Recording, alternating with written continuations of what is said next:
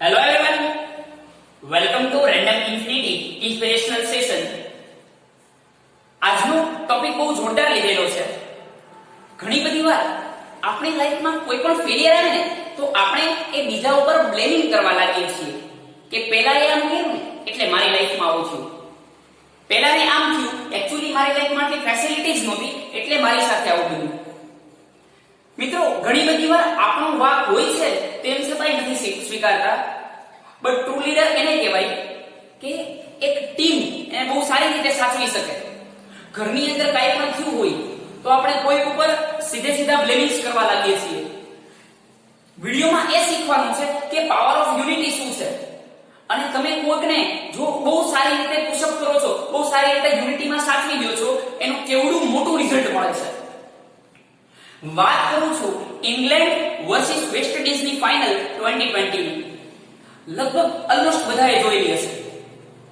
એ 2020 ની બીજી ઇનિંગની અંદર વિન્ડીઝની બેટિંગ હતી. 1 થી 19 ઓવરની અંદર ઓલમોસ્ટ નક્કી થઈ ગયું હતું કે ઇંગ્લેન્ડ જ જીતવાનું છે, ઇંગ્લેન્ડનો જ કમાન્ડ હતો એ મેચ ઉપર.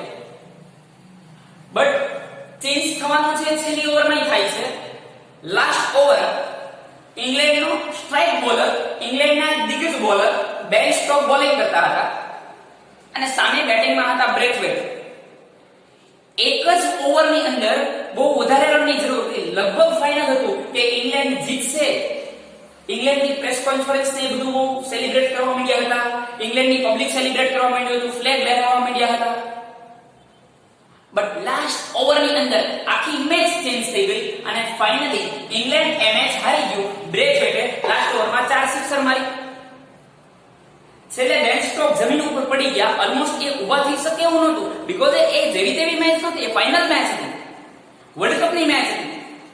એટ લાસ્ટ બેન સ્ટોક ધીરે ધીરે પેવેલિયનની અંદર જાય છે. જ્યારે લીડરશિપ કોને કહેવાય ને એ હવે સમજવા જેવું છે. લગભગ મેચ બધાએ જોઈ હશે, બટ એ મેચ પૂરી થયા પછી જે Eoin Morgan as a true leader એની લીડરશિપ છે એ જોવા જેવી છે. પ્રેસ કોન્ફરન્સ ભરાણી ઇયોન મોર્ગને ખાસ 3 જણાને ડેડિકેશન કર્યું, 3 પ્રકારના લોકોને. સૌથી પહેલા ડેડિકેટેડ ટુ પબ્લિક. YouTube ઉપર 6 કે 7 મિનિટની સ્પીચ છે, સ્ટ્રોંગલી રિકમેન્ડ કરું છું કે ખાસ જોજો. સૌથી પહેલું રિકમેન્ડ કર્યું, I am really apologize to all my peoples, all my citizens. હું મારા ઇંગ્લેન્ડના દેશવાસીઓનો ખરેખર માફી માંગુ છું. એક્ચ્યુઅલી આ નહોતું બનવું જોઈતું, બટ બની ગયું. તમે અમને જે પણ કહો, એક્ચ્યુઅલી અમે એના હકદાર છીએ, પણ શક્ય હોય તો ઓછા અપશબ્દો આપજો. જેમ તમને દેશ ચાહના છે એમ તમારી કરતા ઘણી બધી અમારી અંદર એ રાષ્ટ્ર ભાવના છે. ઇયોન મોર્ગનના શબ્દો. તમે ઘરે બેઠા બેઠા કે પેવેલિયનમાં બેઠા બેઠા મેચ જોતા હતા. તમારાથી જીત એ કદાચ 100, 200 કે 1000 કે 10000 મીટર દૂર હતી. એ જીત અમારાથી 15, 20 કે 25 મીટર દૂર હતી. જેમ તમને રાષ્ટ્ર ભાવના છે, અમે દેશ માટે લોહી રેડીએ છીએ, બટ ભૂલ થઈ ગઈ. So please I really apologise. હું ખરેખર માફી માંગુ છું. શક્ય હોય તો માફ કરી દેજો.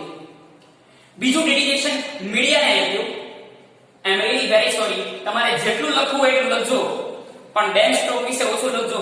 કારણ કે મને એક ચોક્કસ વિશ્વાસ છે, મને 100% એની ઉપર ટ્રસ્ટ છે કે એ રાઇઝિંગ સ્ટાર છે, એની કરિયરને પતિ નો જવા દેતા.